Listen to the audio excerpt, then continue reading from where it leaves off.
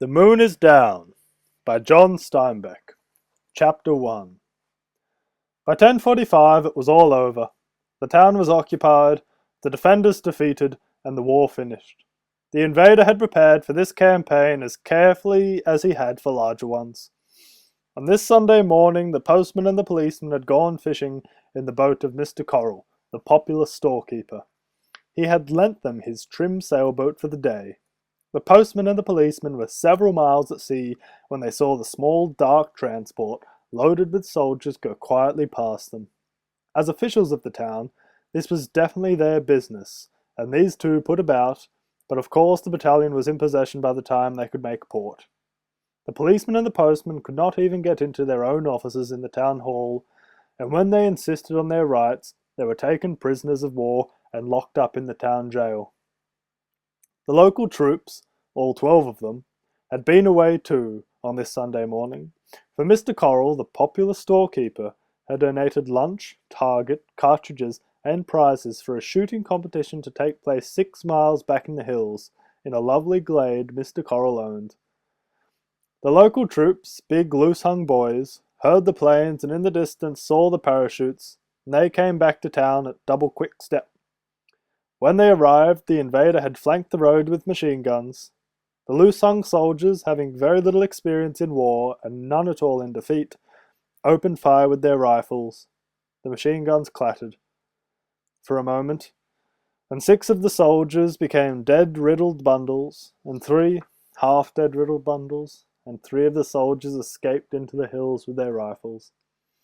By 10:30 the brass band of the invader was playing beautiful and sentimental music in the town square, while the townsmen, their mouths a little open and their eyes astonished, stood about listening to the music and staring at the grey helmeted men who carried submachine guns in their arms.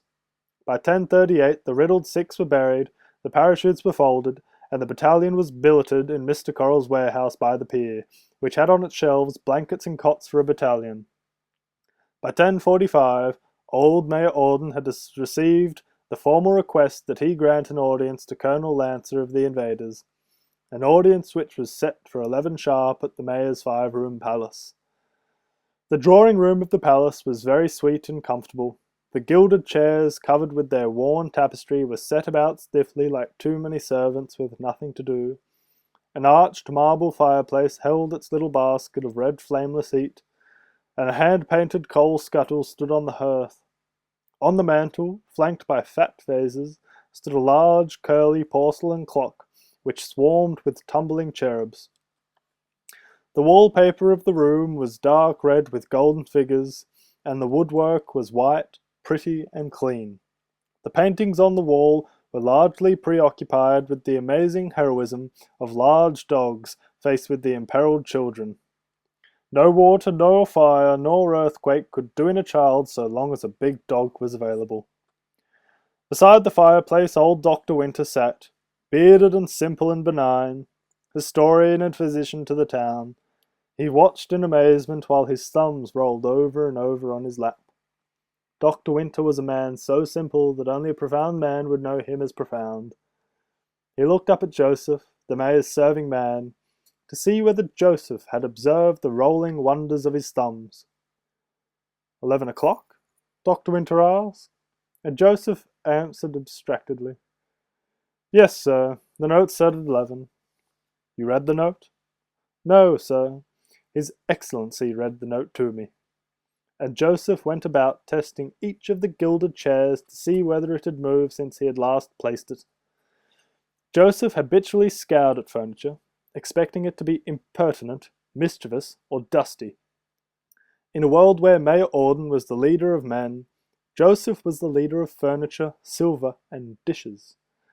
Joseph was elderly and lean and serious, and his life was so complicated that only a profound man would know him to be simple.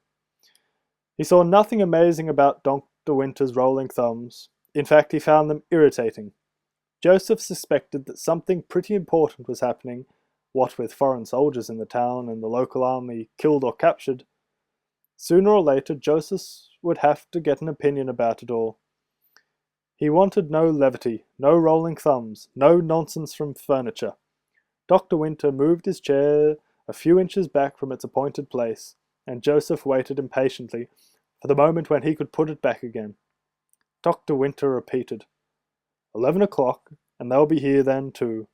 A time-minded people, Joseph. And Joseph said, without listening, Yes, sir. A time-minded people, the doctor repeated. Yes, sir, said Joseph. Time and machines. Yes, sir. They hurry towards their destiny as though it would not wait. They push the rolling world along with their shoulders. And Joseph said, Quite right, sir, simply because he was getting tired of saying, Yes, sir.